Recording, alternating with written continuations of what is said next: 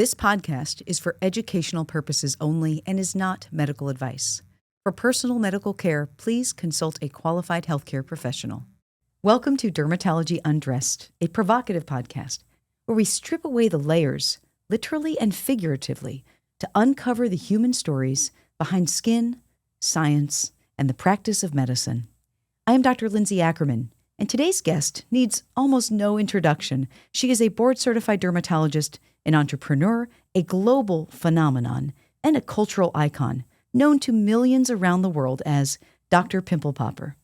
But behind the fame, the fascination, and the millions of viral views lies a story about something far deeper than extractions or entertainment.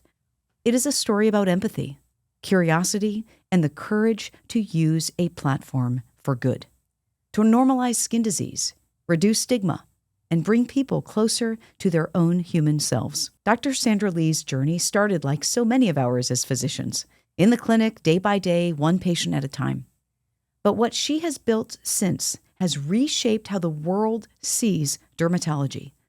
From humble beginnings on YouTube to an international television series and brand, she has become a bridge between medicine and mainstream media, blending education, artistry, and authenticity in a way no one had done before.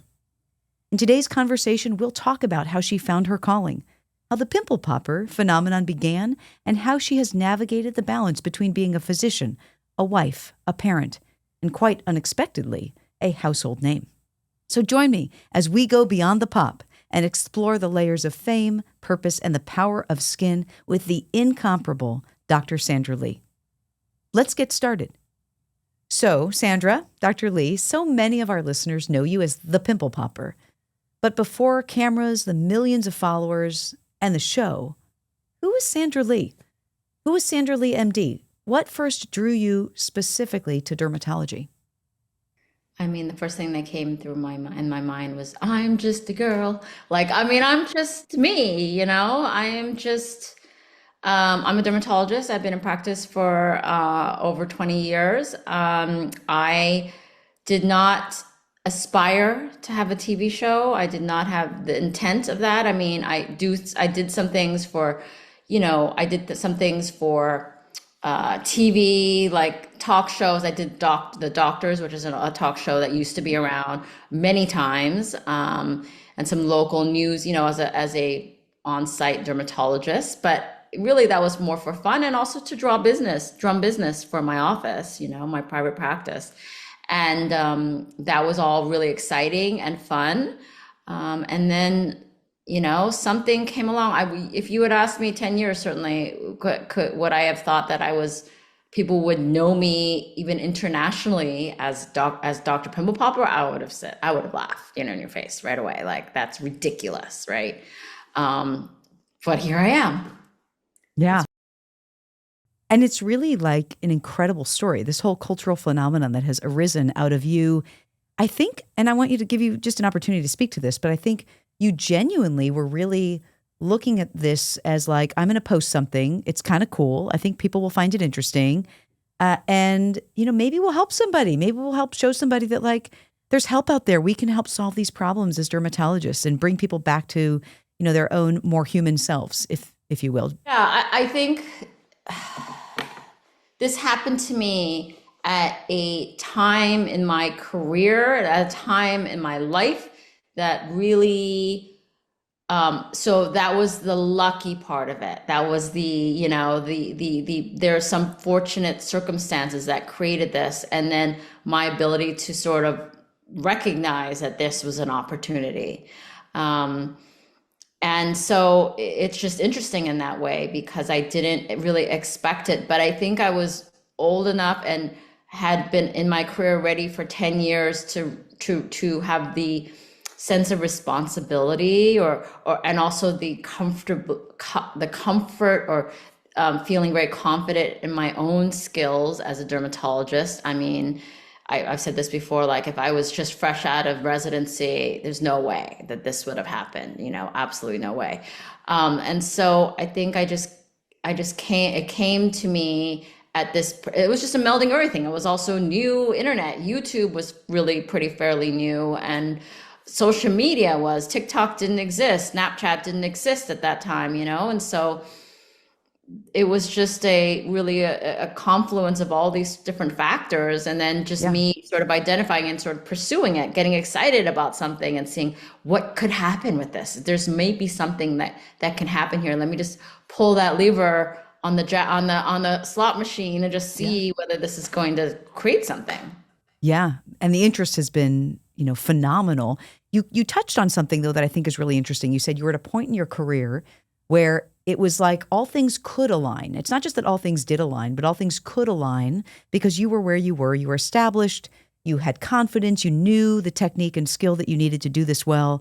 And here was this opportunity to, essentially fill a gap, perhaps in maybe the all things, the economy of interest of all things in skin that's visual, or even just the educational perspective.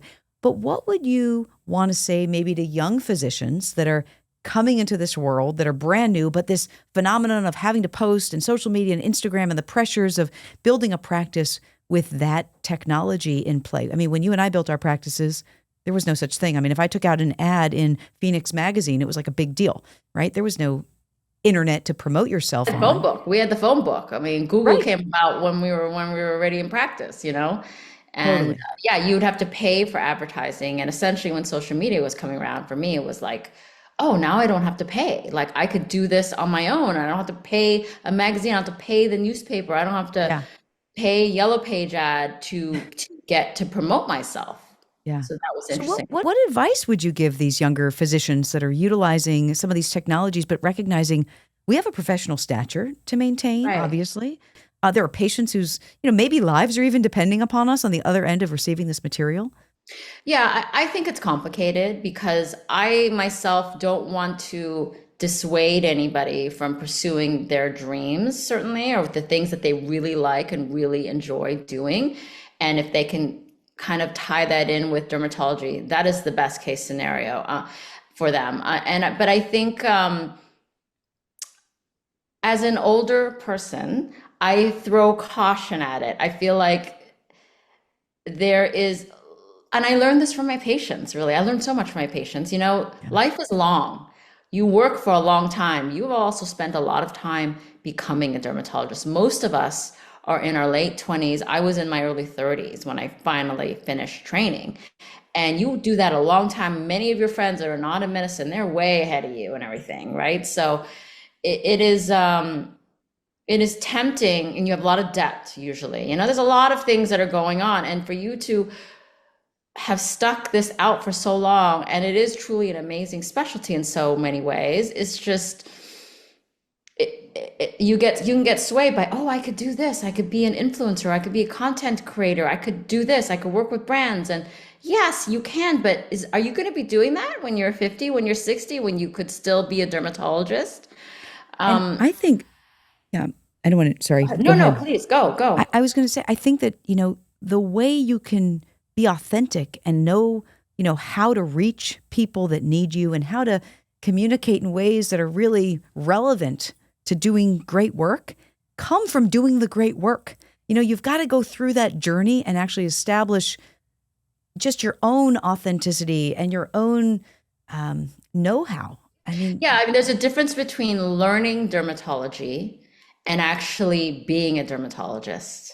a There's a step thousand that you percent. take. Yeah, there's a step Yeah. you take when you actually practice on your own, and social media takes a lot of time. It is another whole entire job, and many of the people who are really involved with this, I have major props to them because some of them work a lot, not all of them do, but it's hard to practice. But I worked 5 days, 6 days a week sometimes, when I was first starting, and I don't think many of them may do that. And I'm not knocking that. I'm just saying that builds up your skills and your confidence and your knowledge about dermatology. It's a whole different thing, just not knowing what's in the text, just knowing the textbooks and actually implementing them in real life, because the cases are different from person to person. Yeah. And it is, so I don't want to I don't want to make anybody upset at me, for saying those things. I'm just trying to put that out there just so people think about that. Because I learn from my patients, you talk to them and you learn so many things from them. One of the things that I really learned from them is that life is long. Like you sometimes will go back and they'll tell you all the different jobs they've had in their life. And it can be so diverse. It's a path that you take. And Yeah. they could completely change their profession from their 30s to when they're 50. And for us, I just think that the job, like social media, is something I've been around long enough on social media to see it change dramatically. And I know that TikTok might be really strong now, YouTube might be really strong, but in another 5, 10 years, there's likely going to be something else. And there's going to be a Right. whole new generation of people that are better at it than you are. And I don't think that would necessarily happen for you as a dermatologist, or you're just going to get better at it, right? Yeah. So I don't know. I just And people worry need about that us. a little bit. Yeah, no, I think it's very well said, and I don't get any feeling from you that you're telling people not to do the things they love to do. And Yeah, there is a I part hope of, they're good. bringing visibility to what we do, which I Yes, think is, overdue in a lot of ways, and you're doing an exceptional job of that, and I'm hoping to do a decent job of that too. are doing that.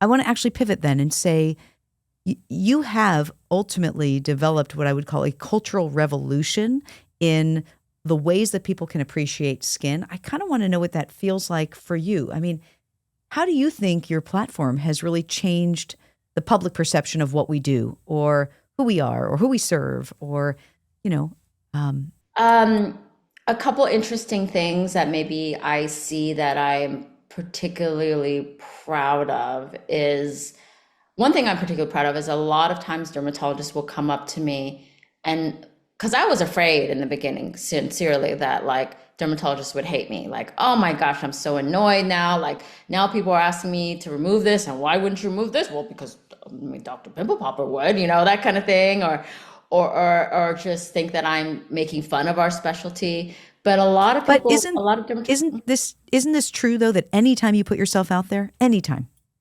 you're going to be subject to some people liking what you do and some people not liking what you do. And, yes, being true to self is sometimes just putting yes. yourself out there anyway because you know it's right.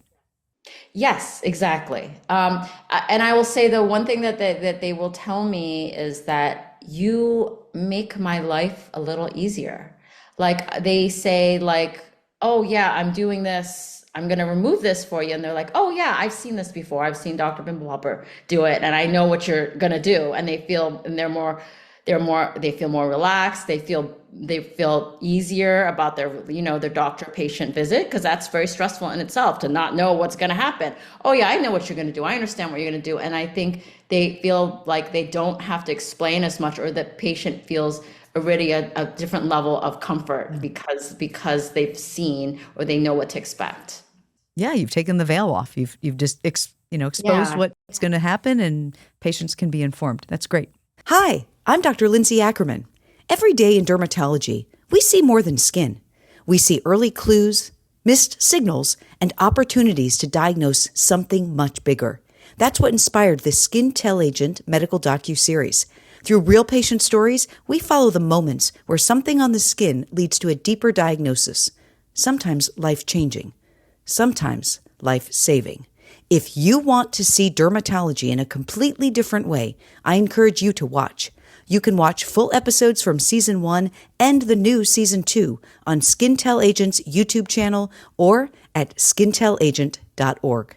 So, very few physicians have been able to explore the level of fame that you either enjoy or don't enjoy. I won't necessarily suggest that you enjoy it. Who knows? Tell me maybe what's been most surprising to you about, this is a podcast for public consumption and, it's for everyone out there. And I think everyone would be interested in, you were a dermatologist. And as a dermatologist, you were a professional, you're a wife, a mother, going about your day. All of a sudden, it was like a 180 on your life happened. And pretty quickly thereafter, this has become, again, a cultural international phenomenon. So what's been the most surprising thing that you've lived through in this arena? I mean, I think it's very surprising to me how there's a certain kind of power that you can wield and that you have to really also treat in a responsible way as a person, a public person, especially as a public person who's a professional, who's a physician. And I think it is shocking to me, absolutely shocking, really, that people come from far to see me for assist, and they also come far for something that's quite dramatic and potentially life-threatening, and because they trust me. So there's this unusual sort of power you have of this trust that you can kind of that you have that will cause people to spend tons of money to cross over, fly over like hundreds of dermatologists, to come see you, to travel to a different country to come see you. So that is quite crazy. And frankly, I don't really like it because there's a lot of responsibility in that. I mean, it's obviously a compliment, but like, I was just, especially if I can't help them. yeah, that's, That has happened often, really. I can think of people off the top of my head, a woman, from like a European country who definitely had something that was life-threatening, and she's coming to see me, flew here, and you have to sort of tell her, like, you need to, I mean, I can't treat you here. I can't treat you right now, and I can't treat you here. I think you need to go back to your country. Or, she was living actually on the East Coast too. So like go back to the East Coast and see somebody locally, because this is not a one and done sort of thing. And you have to do this gently too. And well, and it's that's our, stressful. yeah, that's our professional role, is ultimately to be providing great care, whether it's what the patient wants to hear or not necessarily, right? We have to triage the care that's delivered and make sure it's appropriate. Has this ever made you feel, though, more, I mean, you're recognizing the pressure of obviously having the professional role in the public light. Do you ever feel like patients that have come to you, maybe come from afar, that there's any, pressure on you that would be different? Let's say it is something you can take care of, where it has to be this incredible experience for them, or something otherwise, because they traveled from Belize to come see you, rather than from, down the street in LA. I mean, if it's something in my wheelhouse, that is, I'm happy to take care of them. And I think they're really happy that I've taken care of them, because it's exactly like what you see in my videos. Exactly like, I mean, it's exactly like TV, but the TV is a little bit more like, sensationalized here. But like my videos that I've had out for 10 years now, I mean, I'm exactly the same, it's exactly the same kind of thing. And so they know what to expect, and they get exactly that. And they are happy about that. They are relieved, they are, and that's lovely. That's the lovely part. And because they're so excited. I mean, you don't know how many patients I have that bring a coworker, a wife, that ex-wife, or people, because they just love the show and they want to like come. Who goes to it's like you're bringing your friend to your OBGYN or something like that. It's like a kind of a crazy little setup there, but that's cool. It's got to feel great. Yeah, that they're excited to meet you. You've done great work, and that's kind of neat. So I'm going to pivot a little bit. You wear a ton of hats. Obviously, you're still a practicing clinician, a dermatologist. You go to your private office a couple times a week, I think, and still see patients from all over the place. But you're also a content creator. You're a mother. You're a wife. Like, where do you find all this time? Where do you get the energy? Is it just built inside of you? It's a passion? I think we mentioned this a little bit before we started here, that, I think I I work on a little, like the gasoline for me a little bit is a little of that sort of having a lot of things going on. Like I realized, because I went down, I went down to I took a day less of work these days, and we moved. So I empty nested and we moved, we downsized our house. And so I got, I think, a little bit depressed from that. Like it was a little bit like, what do I do today? Like, But then when I have a lot to do, then I'm like, what did I do to myself? I can't tell you how many times I'm like, why did I book all these things? What is Does your happening? spouse remind you book too many Oh things? God, all the time. Oh my gosh, he's like, yeah, you did this to yourself. Like, but you know what's really interesting is that I will tell him, because when I first started out doing these things, or just the practice that I got on the doctors or on talk shows or doing little appearances really helped me when I had my own TV show, because I just knew, like, I just knew how to kind of do something where a camera, and the same sort of thing, you have to learn a different way of talking to people on screen. And so I would do that, and I would cancel a day of work, and I would go out literally to, like, drive 2 hours, 2.5 hours to do something for 5 minutes, and then come back home, and it would waste the whole day. And he's like, I don't get paid for it. He's like, what are you doing? Like, why are you doing this? And I'm like, well, I enjoy it. And I don't know. I mean, I think something might come from this. Like, this is something that, I mean, they're asking me to do this. They want me to do this. So I'm going to do it. Why am I going to say no? And that's kind of the way I work too. I don't really say no to a lot of things. I think that's part of me. I'm like a yes person. I'm a people pleaser. I know all these things about myself, and just that's really what made things grow. I think me Yeah. being that persistent sort of triple A personality, that also wishes I wasn't. You may be Interesting the same way. You exclamation may, point. yes. Yeah, there. And I know why we get along so well. And I feel a little bit vindicated that I might not be the only one Yeah. on the planet living this life. Okay. Yes. Yeah. No, it's I call it my secret superpower, right? It's this un unvetted energy that just gives me an impassionment about what I'm doing every day. I love it. And yeah, 3:30 on my alarm clock is a little too early, and I'm getting a little frustrated with myself that I can't, you know, get it back up to after 4:30 in the morning, but I don't know. There's no better time of day than getting up in the morning and having a cup of coffee and getting so much done. And even though I'm a little tired waking up, I love all of it, and I don't know what to give up. Yeah. Yeah. Yeah, you're a person of many hats too, for sure. And so you just, it's like, I don't know, my feeling, I describe it as like flying in on a helicopter, and they just like kind of do a slow hover, and you jump out, and you're like off to start your day, and Yeah. I don't know, I feel like that I mean, I have to have my schedule really tightly, scheduled, and I tend to probably overschedule I'm certainly overschedule myself, but I don't know, I sort of feed off of that. It's a weird, I don't know why. Uh-huh. I don't know what's wrong with me, but that's what I do. I'm going to say there's nothing wrong with you Yeah. because I don't want to feel like there's Yeah. something wrong with me. Yes. I think it's amazing. And, at some point it's like my mother always says, you'll prune the branches. Like you're a tree and you're putting things out there, and you'll learn, you'll know when it's time to prune a branch. And otherwise they're just floating in the wind, taking in the breeze and moving, with the thematics that drive them. So, um, okay. So support at home. You've got to have had a very supportive spouse for you to do all of this. Yes. Um, Yes, he is. And well, he also is a dermatologist, so he understands. He's definitely a sounding board.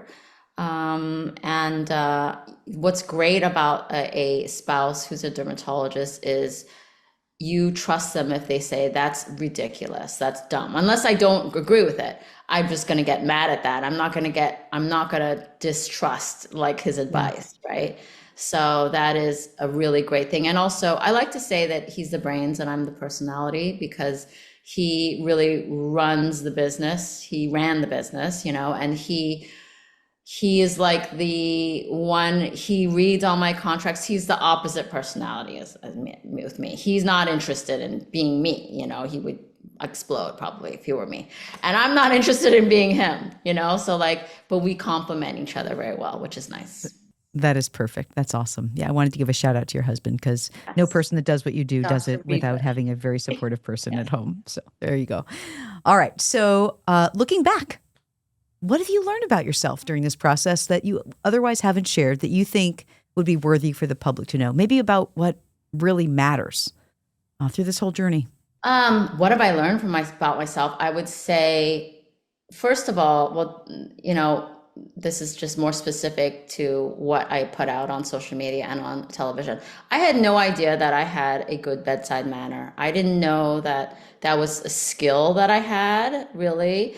Um, I just, it was just the way that I am with my patients, really in real life. And I think that is really the core of what made my videos take off, and people obviously trust me and things like that, because I was able to, it is weird too, because I'm so dang awkward and lame in real life.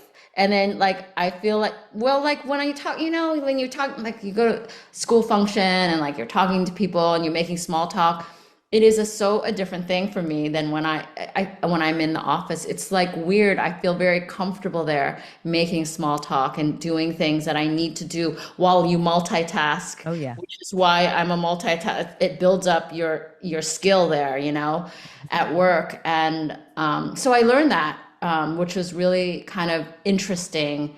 I knew my patients liked me, but I didn't know that that was really a special skill that I have. It's an immensely valuable skill. Yes, and I And didn't know this, so it's a yeah, gift really to learn it this. is. This is Yeah.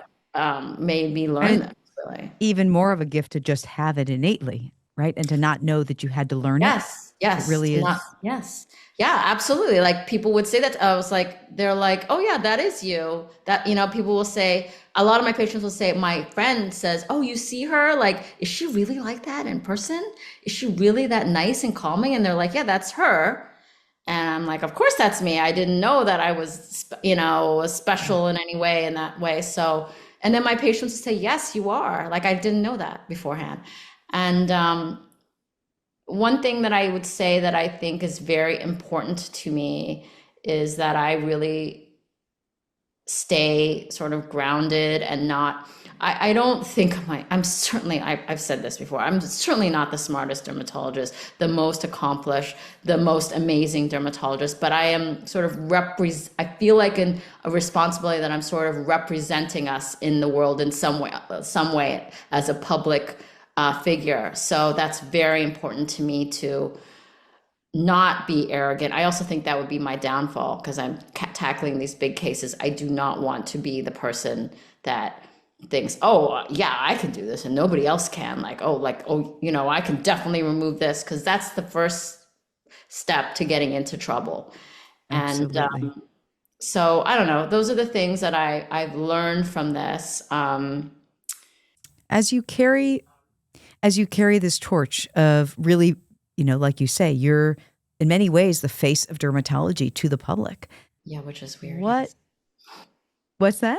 Which is weird, but yes, okay. No, I mean, I It, think it, it, it's I mean, I'm just recognized as a dermatologist, so I feel responsibility, certainly, that I am. and I think that is, again, immensely important that you see it not just as this, wow, look at me, but moreover, and why I wanted to bring you in is you are such a good person. Why you see this role you have as a responsibility and not just a privilege, right? So Yes. if you had the opportunity to, let's play a pun here, to pop one misconception about dermatology or fame or both, what would it be? Oh, that we're not just pimple poppers. I mean, that would be the answer. We are not. And I think my show shows this. I think the people, all the dermatologists on social media show this too, and I think you show this in your program. And I think we've been successful in that way. I hope we've been successful in that way. I know people know that I'm a dermatologist, on my show, and I think it shows how wonderfully. I think people don't realize how diverse it is. You would think it's not, but if you gather 10 of us together, we could be doing totally different things in our practice, and they may not overlap really. So I feel like people don't realize what an amazing, complicated, interesting specialty it is. I love that. I love that. And you're 100%, speaking to what makes me tick which is all about how incredibly cool our skin is as an organ system, what it can tell us about so much that's going on the inside, and how regardless of where we are practicing, and even in those cases where, the 10 people are practicing very different things that don't overlap, that regardless of what those things are, how meaningful it is for patients' lives, their trajectory, their self-respect or dignity, and maybe even life-saving. Yeah. And So that this is has a been, thing too, I would say, because I think that, I have always said, and I'm sure you'd agree that, we are part dermatologist, but part psychiatrist. And we not only are treating people physically, but just as much emotionally and mentally, because it's the skin and you can't see what a diseased lung looks like or kidney or, but you can see if somebody has an issue maybe with their skin, it's hard to hide that. So it's a yeah, different level of our a skin, different yeah, kind of care. it serves as the interface between us and the world, Yes, yes. and in so many ways, that is indeed what we're taking care of, is not just the disease state, not just the skin, but the person that we're treating. Mhm. So this has been a total pleasure having It you. has been for me too. Thank you. Have So to do this in before, well, person one of these days. no kidding. Yeah, definitely in person in studio next time. What's next for you? What have you not yet fulfilled in your dreams and professional ambitions that you would hope come to life? I always have ideas in my head. I have a couple things that I'm thinking about doing it. That's the thing too. You don't know whether something's going to pan out, but I think you and I both would agree. I mean, you have to try. You have to try to do something and see whether it's something that other people are interested in too. I don't know if I want to say, because I also don't like to jinx things. Like, it's Yeah. not me. I also feel like in dermatology, for example, I've never been somebody I was never in academics. I was never somebody who spoke a lot at conferences. So I feel like I'm sure some dermatologists think like, where the heck did she come from? Like I'm just like a regular dermatologist practicing dermatology in my community. So I tend to be somebody who By the way, you're I have anything but a karma. regular dermatologist Oh practicing yes, I know. just dermatology. No, no, but I mean what you've done is obviously exceptional. But I think that that's actually the point. Is that a Yeah. regular, if you will, Yes. dermatologist practicing dermatology does this for people? Yes. Yes. Yeah. And I think that I tend to be somebody who like is I like to be an underdog in a way. Like Yeah. I like to have not people's I don't like a lot of eyes on me. I want people to not see me coming kind of thing. Do you know what Y- I mean? You and I have so much in common. It is almost scary. Yeah. I don't want to, I feel like when you put something out in the universe, sometimes you just like I don't put out negativity on the internet. Because I think like if you do that, you're just welcoming it back to you. You're saying, Yeah. well, you do that, like I can do it to you. Like I'd rather stay out of that. Get a lot more bees with honey, for sure. For Yes. sure. So, if there's one message, maybe a message of hope you want people to take away from your work, what would it be? I just think I try to put out kindness and positivity. I just try to leave people in a better place if I can, mentally or physically. And I think if we all do that, like you don't know how powerful, I think many of us may not think about how powerful a little happiness or a little positivity can really do to somebody, can really have an effect, a wonderful effect on somebody. So I just try to do that as much as I can. I love that. I want to actually end on that note. I think that's a beautiful, beautiful conclusion to say, if we all just showed up and did our best every day and spread a little love, the world probably would be a better place. And why not have that, you know? Why not? Yeah. Why not? I mean, that's a simple thing to do.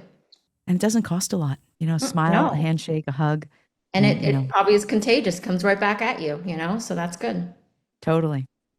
I couldn't be happier than to have had this time with you today, Dr. Sandra Lee. Thank you so, Yeah. so much for joining me. It's great. Next time we're going to do it in person. Yes, of Thank you. course. Yeah. Yes, Thank you for thank joining. you. And thanks for, yes. And I hope we will see each other in person. We're going to be together like in a few weeks, See you next actually. week. Yes. And I'll Yeah, be asking you questions. Yeah. you will. Ay. So thank you so much, Dr. Sandra Lee, and thank you to all of you for another episode of Dermatology Undressed, a provocative podcast where we peel back the layers and discuss what's really going on beneath your skin.